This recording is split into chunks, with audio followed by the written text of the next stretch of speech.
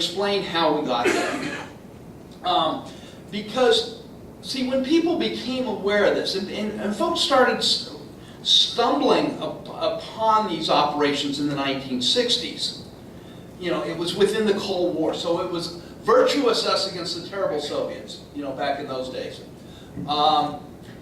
And supposedly, we had created this foreign policy program to keep the Soviets from undermining all these countries around the world.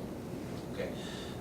So, this foreign policy stuff was always put into the period of the Cold War. It was always placed in that.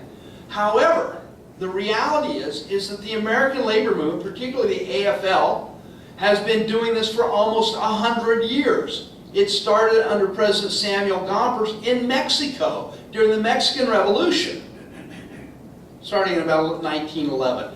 This, and just to keep, so we keep our history straight, the Bolshevik Revolution didn't take place till 1917. So what I'm telling you is it started out long before the communists got to power. And without looking at the ideas behind that, but the point being is that this did not, this operation, this foreign policy project did not emerge in response to the communists. It preceded the communists, and it had nothing to do with communism. Basically, what was going on in Mexico was that you had a peasant-led revolution, and it was threatening the interests of not only the Mexican elite, but there was a lot of American investment in the country. And so basically, Gompers intervened and helped convince the Mexican government that they should throw a bone to the Mexican labor movement, which they finally got the idea and did, and the Mexican labor movement sided with the elites against the peasants, and that's why the Mexican Revolution under Zapata and Villa was defeated. But that's 1911. Gompers has been in office ever since 1886, when the American Federation of Labor was created. So what happened here? Well, just briefly to give you an idea, and then I'm going to pull it forward, is that there was a big debate in the the latter half of the 1800s that extended up into the 1900s over what way was the American labor movement going to go.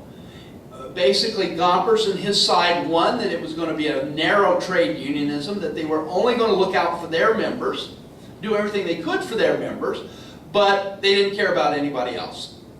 Okay? So the American Federation of Labor was basically white males. They excluded for a long time almost all females. They excluded almost all people of color. And that they were just looking out for the interests of the white males. Okay, now this is a very different model than, say, the Knights of Labor, and then certainly the IWW, the Industrial Workers of the World, that emerged, which wanted to see labor as a force for reforming the whole society and protecting the working class, etc. But Gompers and his people won, and they dominated it. And so, for example, once that the corporate leaders saw that the AFL was not going to go away, because let's face it, let's admit it, they had a strong support by their members.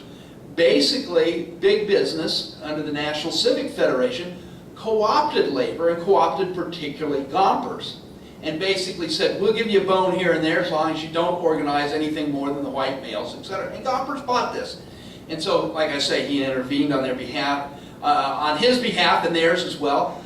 In Mexico, he played a key role in getting the U.S. involved in World War I, where we had no business being. And then he played a very crucial role in getting the U.S., directing the U.S. Foreign policy as far as the Soviet Union, the new Soviet Union, after the Bolshevik Revolution went on. So Gompers is playing a terribly reactionary role, yet we see him as the founder of the American labor movement. Gompers is very, see, we have a Gompers Park here on the northwest side. Well, I'm sorry, I ain't going to Gompers Park. You know, I ain't celebrating no imperialist gentlemen. Anyway, so you have this foreign policy that starts out under Gompers, and extends till about arguably as late as 1928. Gompers died in 24, and things kind of fell down. There was no foreign policy. They weren't involved in foreign policy until World War II. About 1944, George Meany, who was the, at that time, Secretary-Treasurer of the AFL under William Green. He got the AFL involved in trying to build support for workers in Europe, initially fighting the Nazis, which makes sense, but then he turned against the communists, even though the United States government was still allied with the Soviet Union against the Nazis. Gompers and his people are undermining the war effort so that they could support the anti-communists in Europe. And this happened, and one of the things that happened during World War II is in Europe, the communists played crucial roles, not just by themselves, but they played crucial roles in the resistance movement against the Nazis. And the communist movement came out very strong with great public support for their role in leading the fight against the Nazis.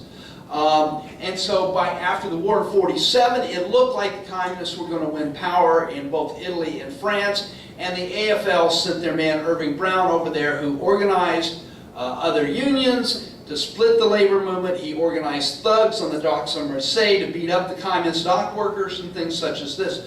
So the AFL has this massive program going on in Europe. And then after the war, we had the CIO, which was still independent at the time, joined with the British Trade Union Congress and the Soviets to create a World Federation of Trade Unions. Well, the AFL didn't like that and worked to break that up. And by 1949, both because of the AFL machinations, but also some of the things the communists were doing, they ended up splitting the World Federation of Trade Union, pulling the CIO out, and then creating an anti-communist front called the International Confederation of Free Trade Unions, okay, which was basically designed to carry out Western interests around the world. Now, the ICFTU set up an operation in Latin America called ORRIT, and I don't speak Spanish, and I'm not going to try to torture you with my effort to speak Spanish. So I can't tell you the initials, but basically it was a Western Hemisphere operation. And it was used to basically keep any type of progressive trade unionism from developing in Latin America. They were involved in the coup in Guatemala in 1954. You had a democratically elected government come into power. They did really anti-labor things like establish the 8-hour day, support unions, produce social welfare programs and things like this. Terribly radical, very, very harmful to the workers' interests, of course. So we overthrew them. Because we can't have governments helping out workers. That's just not okay. So we overthrew them, and the AFL was a key component of that operation. Since then, some estimates are high as somewhere like 800,000 people have died in Guatemala over the years since that coup. That's still going on. Those ramifications are still going on today. However, 1959, worst thing in the world could possibly happen. Cuba goes to Castro. Yeah. Michael Moore catches this in Sicko quite well. You know, it's terrible. It's terrible. Castro comes to power, and so the AFL doesn't like that, and so they decide ORRIT is not working fast enough because it's subject to European politics as well. And we set up an operation called AFL, the American Institute for Free Labor Development. This was an operation that the AFL-CIO ran by itself, because now the two organizations are merged, so it's now the AFL-CIO.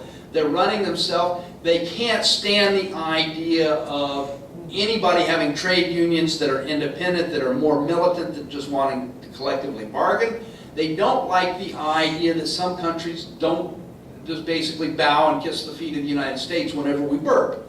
So we have places such as Brazil in 1964, where there was a coup where the democratically elected government was overthrown, and the AFL-CIO was involved in that coup. They helped that coup out.